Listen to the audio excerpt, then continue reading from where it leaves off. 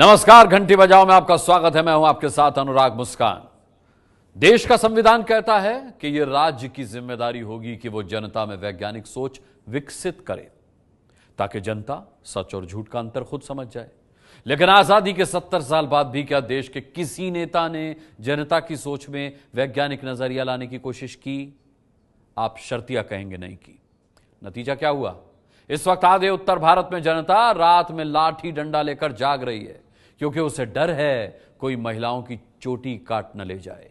देश में चोटी कटवा की घटनाएं हर घंटे बढ़ रही हैं। इसीलिए आज हमने तय किया कि चलो आज इसी खबर की तह तक जाएंगे ताकि जो काम आज तक नेता नहीं कर पाए वो घंटी बजाओ के जरिए हम और आप कर सकें, आपको बता सकें कि चोटी काटने की घटनाओं का सच क्या है।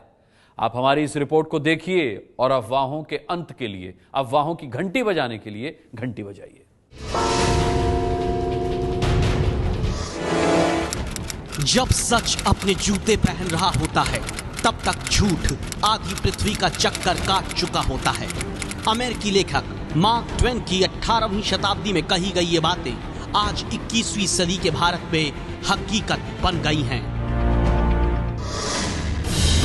तभी तो 10 दिन के भीतर देश के 5 राज्यों में 20 से ज्यादा जिलों में चोटी काटे जाने की अफवाह फैलने के बाद 80 से ज्यादा चोटी काटे जाने के दावे सामने आ गए।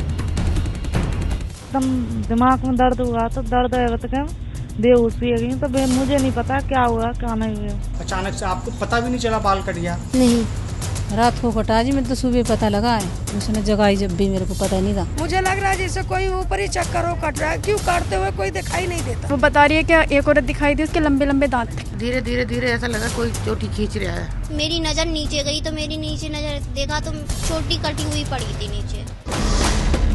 चोटी किसने काटी? किसी ने नहीं देखा, लेकिन कटी हुई चोटी सब दिखाने लगे। चोटी कैसे कटी किसी ने नहीं देखा, लेकिन चोटी कटवा के नाम पर रात रात लोग पहरेदारी करने लगे।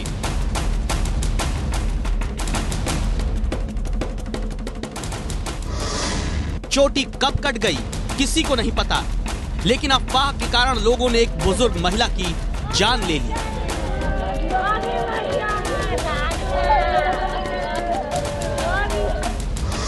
इसलिए देश को चोटी कटवा की अफवाहों से बचाने के लिए आधे उत्तर भारत में फैल चुके चोटी कटवा के झूठ से सावधान करने के लिए आज एबीपी न्यूज पर दिल्ली पुलिस के डीसीपी एमएन तिवारी और उत्तर प्रदेश के ADG law and order Ajay Anand बताएंगे कौन है चोटी कांड के पीछे।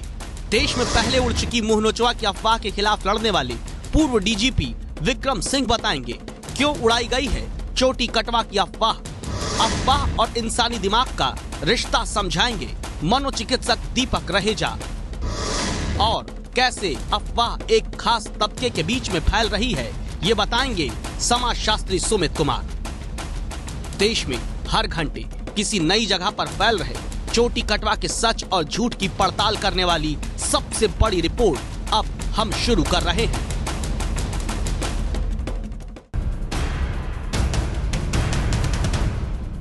देश के 5 राज्यों की तस्वीर इस वक्त आपकी टीवी स्क्रीन पर है।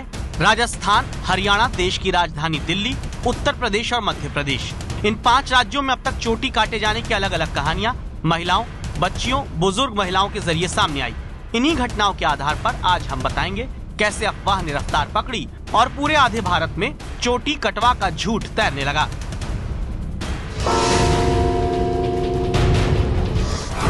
चोटी कांड से जुड़ी हर अफवाह की घंटी बजाने वाली पहली पड़ताल राजस्थान के जोधपुर से शुरू कर रहे हैं, क्योंकि जोधपुर में ही सबसे पहले 25 जून को बाल काटने की पहली घटना सामने आई।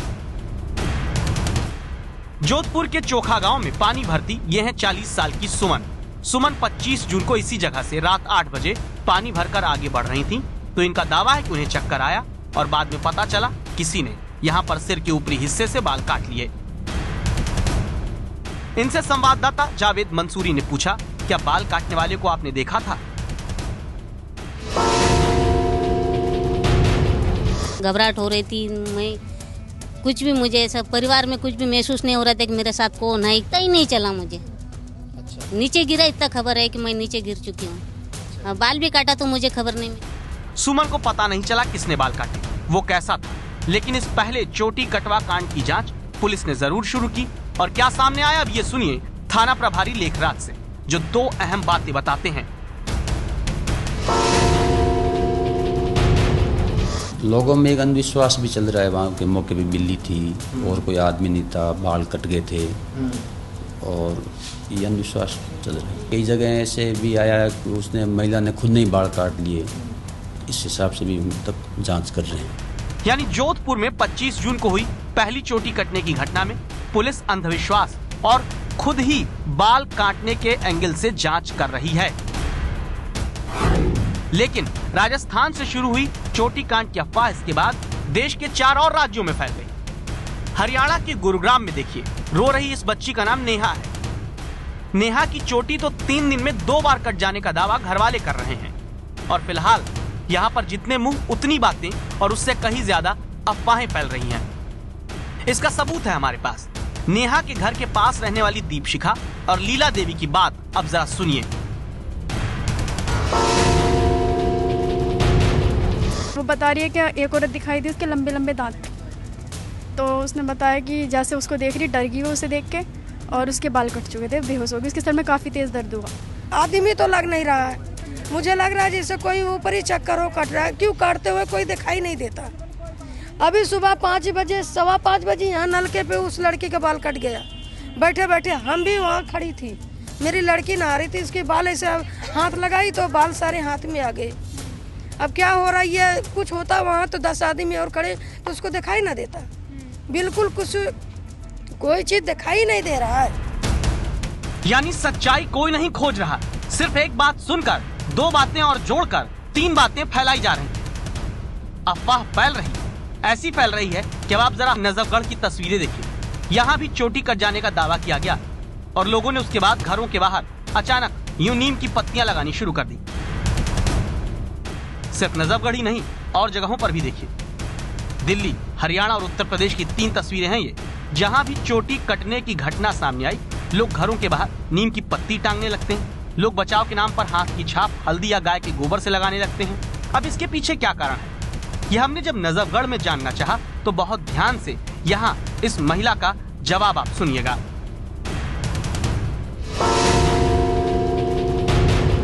घर के बाहर नीम के पत्ते क्यों लगा रखे हैं? आपको ये बचाव के लिए। किसने सुझाया ये नीम के पत्ते? बस लोग सब बोल रहे हैं, हमने भी लगा दिए, जिससे सबसे लोगों से सुना। कोई नहीं दिया ये रीजन किसी ने नहीं दिया, सबने लगाए तो हमने भी लगा दिए। जैसे नीम के पत्ते लगाने का बिना कारण जाने ही अलग अलग राज्यों के लोग अपने घरों के बाहर नीम के पत्ते लटकाने लगे, तो क्या ऐसे ही चोटी कटने की अफवाह एक राज्य से दूसरे राज्य में फैलती चली गई और लोग चोटी कट गई चिल्लाने लगे? लेकिन इस बीच आप ये भी कहेंगे कि जो लोग इस तरीके का दावा कर रहे हैं वहां पर चोटी कटी हुई भी दिख रही है। इस सवाल का जवाब हमने भी तलाशा और बात की मनोचिकित्सक दीपक रहेजा से।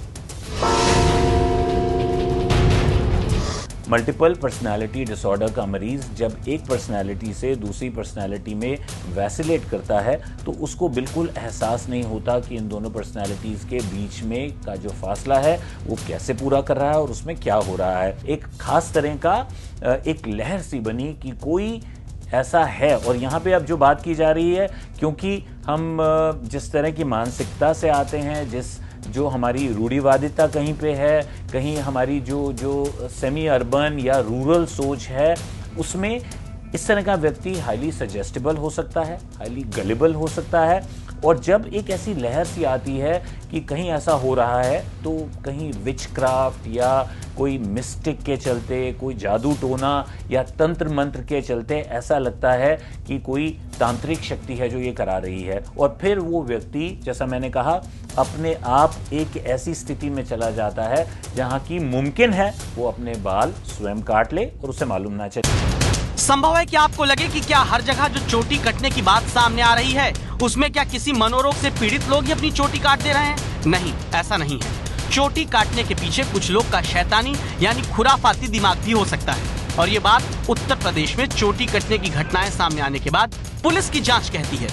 उत्तर प्रदेश के एडीजी अजय आनंद की बात आप सुनिए। इस तरह की भ्रामक कुछ असामाजिक तत्व हैं जो इसको फैला रहे हैं। इसमें कोई सच्चाई नहीं है, कोई संगठित या सुगठित कोई गिरोह नहीं है जो ऐसा काम कर रहा है। ये केवल कुछ लोगों का मैं कहूँगा असामाजिक तत्व हैं जो कि गांव में असुरक्षा की भावना फैलाना चाहते हैं, वो लोग कर रहे हैं। और ऐसी ही अफवाहों के कारण कैसे कुछ शरारती आपराधिक प्रवृत्ति के लोग अपनी निजी, जाति और पारिवारिक दुश्मनी निकाल रहे हैं, ये समझने के लिए उत्तर प्रदेश के आगरा की तस्वीर देखिए। यहाँ बुजुर्ग महिला माना देवी का शव रखा है, जिन्हें इन्हीं के गांव के पास के कुछ लोगों ने उस वक्त रात में चोटी काटने वाली डायन बताकर पीट कर मार डाला, जब माना देवी अंधेरे में शौच करके लौट रही थीं और अपने घर का रास्ता भटक गईं, क्योंकि वो ठीक से देख नहीं पाती थीं।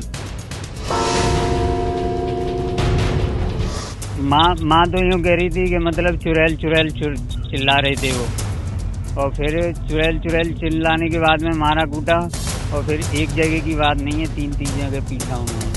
तो ये जो चोटी काटने की जो घटनाएं लगातार हो रही हैं आसपास के इलाकों में जो हो रही हैं, क्या उसको लेकर चुड़ैल समझा गया या इस तरीके से मारा गया? शुरुआत में तो यही बात हुई थी चुड़ैल की। 2 बजे रात की। तो दिखा सकती हैं आप कहाँ से काट ली है उन्होंने आपको? अपने सर पे दिखा सकती हैं कितने बाल हैं आपके? और तो यहाँ पर आप देख रही हैं कि प्रकाशी देवी जो है, उनका ये कहना है कि उनके बाल यहाँ पर से काटे गए हैं। कहाँ हैं आपके बाल, जो बाकी जो चोटी है? तो वो अपनी चोटी भी यहाँ पर लेके आ रही हैं। ये पॉलिथीन में आप देख सकते हैं।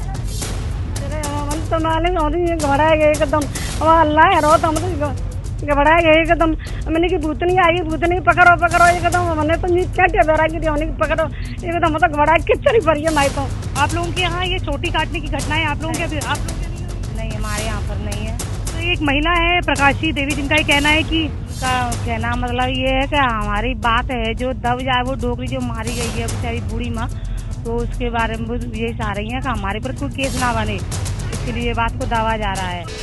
अब आप हो सकता है ये सोचें कि ये तो एक जगह का मामला है, और जबकि चोटी कटने की घटनाएं तो 5 राज्यों में सामने आ रही हैं, और दूसरी जगहों पर शरारती लोग अफवाहें फैला रहे हैं, तो फायदा किसका है? इसका भी जवाब हमने तलाशा। आखिर अफवाह फैलाने के पीछे फायदा किसका है, मकसद क्या होता है?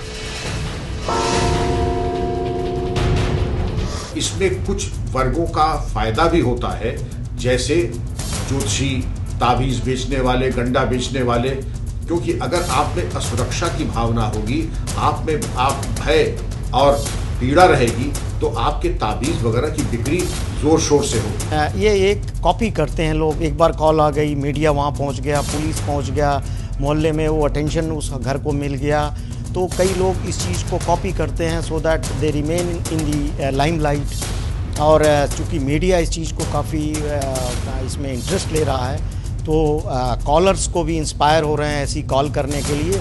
और ये एक तरीके से आजकल जो सोशल मीडिया है, इंटरनेट है, चीज़ें वायरल करने की जो आदत है, उसी का ही एक दूसरा रूप है कि अफवाहें कोई देश में पहली बार नहीं फैल रही। याद करिए इन तस्वीरों को, गणेश जी दूध पीने लगे थे, ऐसी अफवाह फैली थी। पूरा देश मंदिरों में, घरों में गणेश जी को दूध पिलाने लगा था।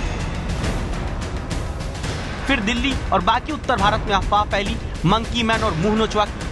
तब के अफवाह के दौर को एक पत्रकार के तौर पर करीब से देखने वाले वरिष्ठ पत्रकार शशि शेखर हमें एक बहुत अहम बात बताते हैं। लोग बंदूकें ले लेके बाहर घूम रहे थे, और बड़ा एक फोटो ऑप सा था उस समय, लेकिन कोई मंकी निकला नहीं। ये जो आज बाल काटने वाली बात है, ये भी लगभग वैसी ही है, क्योंकि बहुत साल पहले बीकानेर में इस तरह की वारदातें शुरू हुई थी, और वो राजस्थान के उस हिस्से में बड़ी घर कर गई थी। पता किया तो मालूम पड़ा, चूँकि जवान लड़कियों को वहाँ बाल काटने नहीं देते थे, तो उन्होंने ये बहाना बनाया कि हमें काट ले गया बाल, अब तो बाल तराशने पड़ेंगे। मैं ये नहीं कह रहा कि यहाँ ये हो रहा है, लेकिन इसका एक दुर्भाग्यजनक पक्ष ये है कि बंकी बैंड के समय में भी कुछ लोग पिट गए थे, और कल तो एक बुढ़िया को मार ही डाला लोगों ने। एक बात और गौर करने वाली है, अब तक जितनी भी चोटी कटने की घटनाएं सामने आई हैं, ये किसी शहर के बड़े इलाके में नहीं, किसी शहर के मध्यम वर्ग और उच्च वर्ग के घर में नहीं, बल्कि गांवों में या फिर निम्न आय वर्ग के रहने वालों के मोहल्ले में होती दिख रही हैं। क्या अफवाहें इन्हीं जगहों पर फैलने की कोई वजह है? जब इस बारे में हमने समाज शास्त्री सुमित कुमार से बात की, तो अफवाहों के सामाजिक एंगल की बहुत दिलचस्प बात सामने आई। ऐसे समूह को जो एक बड़े तबके में एक साथ रह रहा है, जहाँ पे लोग एक साथ बहुत ज़्यादा तादाद में रहते हैं, आप कुछ भी बोलेंगे तो उसके फैलने की संभावना ज़्यादा रहती है। तो यहाँ वो कम पढ़े लिखे वो महत्वपूर्ण नहीं है, उनकी संख्या ज़्यादा महत्वपूर्ण है। क्योंकि उस संख्या में अब आप एक बात 20 लोगों को एक साथ बोलिए और 200 लोगों को बोलिए तो संभावना ये है कि 200 में ज़्यादा तेज़ी से बढ़ेगी बजाय 20 के समुदाय में। तो बजाय इसके कि कम पढ़े लिखे, ये ज़्यादा बड़ी संख्या का मसला है। और ऐसी अफवाहों के कारण अब देखिए कैसी तस्वीरें वायरल की जा रही हैं। सावधानी हटी, चोटी कटी, ये तस्वीर वायरल होती है। यहाँ ये तस्वीर और अफवाहों के बाद सामने आ रही चोटी कटने की घटनाएं एक सबक है। सबक क्योंकि भारत के संविधान की धारा 51A में कहा गया, ये भारत के प्रत्येक नागरिक का कर्तव्य होगा वो वैज्ञानिक दृष्टिकोण भावना का विकास करे। संविधान में निहित प्रावधानों के अनुसार आम लोगों में वैज्ञानिक सोच को बढ़ावा देने का उत्तरदायित्व राज्य को सौंपा गया। लेकिन जब देश की जनता अफवाहों के दौर में भूत प्रेत के साए को चोटी कटवा के तौर पर मन में बैठा रही है और आगे बढ़ा रही है, तो ये हार है राज्य की। जहां आज आजादी के 70 साल बाद भी देश की जनता में वैज्ञानिक सोच का दायरा बढ़ाने में सरकारें नाकाम हुई हैं। अच्छा, और होता पता है क्या है? अफवाहें सिर्फ चोटी ही नहीं काटती बल्कि आपकी जेब भी काटती हैं। हमने आपको दिखाया था कैसे मध्य प्रदेश में सरकार की मूर्ख नीतियों के कारण मुनाफाखोर प्याज की कमी की अफवाह फैलाकर प्याज महंगा कर रहे हैं। घंटी बजाओ की रिपोर्ट ने प्याज पर पूरा सच देश को दिखा दिया, तो सीएम शिवराज अब प्याज पर कुछ भी बोलने से बच रहे हैं। हम खबर को दिखाकर भूल नहीं जाते, हम खबर को कभी बीच में नहीं छोड़ते, अंजाम तक हर खबर का पीछा करता है एबीपी न्यूज। कमलनाथ जी ने सर कल कहा है आपके प्याज को लेकर, मैं किसी के कहने पे कुछ टिप्पणी नहीं, उनका ये कहना है कि मुझे उनके कहने पे कुछ प्रदेश की मुझे कुछ नहीं।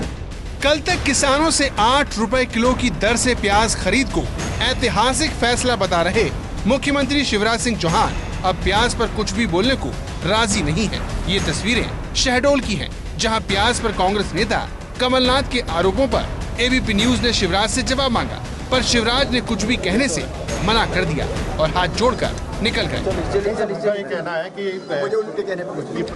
अब यहाँ हम आपको दिखाते हैं कि कमलनाथ ने प्याज को लेकर क्या कहा था और कैसे सीएम शिवराज उस पर कन्नी काट गए। आम जनता को, किसानों को गुमराह करने की नीति बनाई थी ताकि उनको ये प्रलोभन दे कि हम 8 रुपए में खरीदेंगे। जब मैंने कई जिलों का दौरा किया, ये बात बिल्कुल गलत थी। प्याज सड़ते रहे और जो उन्होंने खरीदी करी है, चुन चुन के उनसे खरीदी करी है जो भारतीय जनता पार्टी से जुड़े हुए लोग हैं। कमलनाथ जी ने सर कल कहा है आपके प्याज को लेकर, मैं किसी के कहने पे कुछ टिप्पणी नहीं, उनका ये कहना है कि मुझे उनके कहने पे कुछ प्रदेश की मुझे कुछ नहीं। शिवराज निकाय चुनावों में पार्टी के लिए वोट जुटा रहे हैं, अपनी योजनाओं का बखान कर रहे हैं, कांग्रेस पर तीर भी चला रहे हैं, पर प्याज पर अब उनकी बोलती बंद है। इसकी वजह 2 दिन पहले घंटी बजाओ में दिखाई गई हमारी ये रिपोर्ट है। देश भर में प्याज की बड़ी कीमतों पर अपनी इस रिपोर्ट में हमने दिखाया था कि राहत देने के लिए किसानों से शिवराज सरकार ने 8 रुपए किलो प्याज खरीद लिया। 2 रुपए में इसे गरीब को देने का वादा किया, पर प्याज को संभाल नहीं पाए और वो सड़ गया।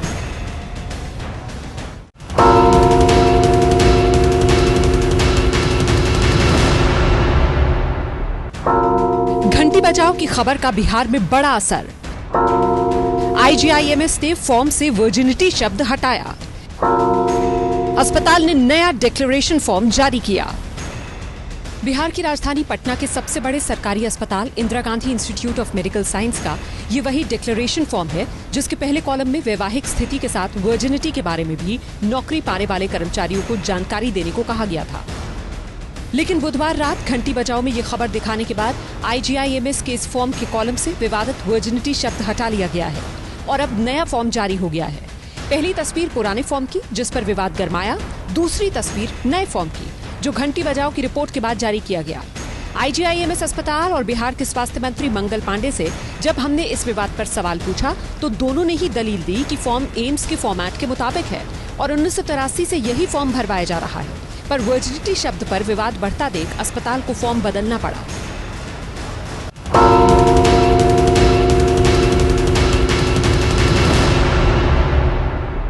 इस सदन के माध्यम से सरकार को प्रार्थना करता हूं कि ब्लू व्हेल गेम से हमारी जो युवा पीढ़ी है उस खतरे में न आए, इसके लिए कुछ कार्रवाई की जाए। राज्यसभा में आज बीजेपी के सांसद अमर शंकर सांबले ने ऑनलाइन गेम ब्लू व्हेल का मुद्दा उठाया। कहा जिसने ये गेम बनाया उसे रूस से जेल भेज दिया। भारत में भी ये खतरनाक गेम फौरन बैन किया जाना चाहिए। इस ब्लू व्हेल गेम से अब तक रशिया, अमेरिका, इंग्लैंड, इटली से 130 बच्चों ने खुदकुशी की है। ब्लू व्हेल इंटरनेट पर खेला जाने वाला ऐसा गेम है जिसमें 50 चैलेंज दिए जाते हैं। दावा है कि आखिरी चैलेंज खुदकुशी का होता है। हाल ही में मुंबई में 14 साल के एक बच्चे ने अपनी सोसाइटी से कूदकर खुदकुशी कर ली थी। इसके पीछे ब्लू व्हेल गेम को ही जिम्मेदार माना जा रहा है। यही वजह है कि गेम को अब देश में बैन करने की मांग हो रही है।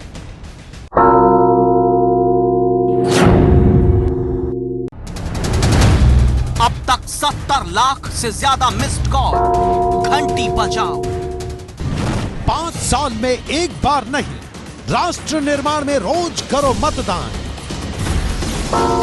घंटी बजाओ। कल देश में बढ़ती बेरोजगारी पर आपको आंखें खोल देने वाली रिपोर्ट हमने दिखाई थी। युवाओं को मक्खी मार बनाने वाली सरकारी नीतियों और विभागों के खिलाफ घंटी बजाई थी। देश की जनता ने भी बजाई है। वीडियो संदेश भेजकर इस मुद्दे पर अपनी राय भी सामने रखी है। हमारी सरकारों ने जल्दी कुछ नहीं किया तो भारत एक युवा देश होने के साथ साथ बेरोजगार देश की लिस्ट में नंबर 1 होगा। मैंने भी लोन लेकर MBA पास किया था रिटेल मैनेजमेंट से, लेकिन हमारे यहाँ की मध्य प्रदेश सरकार रिटेल को अलाउड ही नहीं करती है, तो नौकरी कैसे करेंगे। उन कार्यालयों में बेरोजगारों के साथ जो बदसलूकी होती है, महलों में रहने वाले सरकारों को इसकी भनक तक नहीं। अच्छा हो इस कार्यालय को बंद कर सरकार सीधे रोजगार दे। रोजगार से जुड़ी समस्या दिखाने के लिए BP न्यूज को बहुत बहुत धन्यवाद। 8422840000 पर मिस्ड कॉल देकर आप भी हमें अपना वीडियो संदेश भेज सकते हैं। ये है ABP न्यूज, आपको रखे आगे।